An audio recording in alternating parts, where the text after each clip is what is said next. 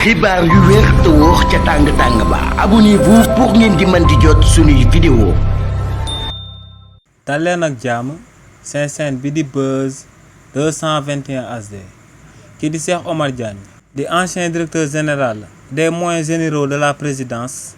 ginnaaw bu premier ministre bi di Ousmane Sonko génnee woon daal di xamal sénégalais yi que ne en tant que autorité buñ takkal akub nombal tànk ci réewu Sénégal bés bu xëyee daa amoon ñu ko doon këttal ay saaga day te li ni mel bu neexee président de la république bii di président Bassirou Diomaye Diakhar Faye mu daal di jeex waaye nag question bi moom mooy lu sabab ba tey kookee réagirul ba li ni mel sabab ñu koy saaga ci réseaux sociaux yi ginnaaw ba premier ministre bii di Ousmane Sonko yëkkatee kàddu yooyee kii di Cheikh Omar Diagne daal dinay xamal sénégalais yi que ne kookee ay contradiction la daan amal ginnaaw ba mu daan yëkkati kàddu yooyee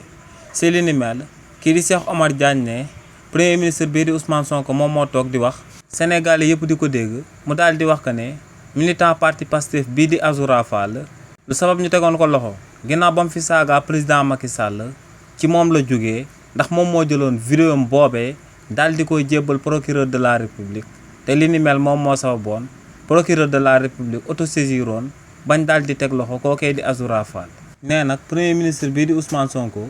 naka la mën a jàppalulu koo xam ne ci propre partem la bokk ndax kookee dafa daal di saaga président Macky Sall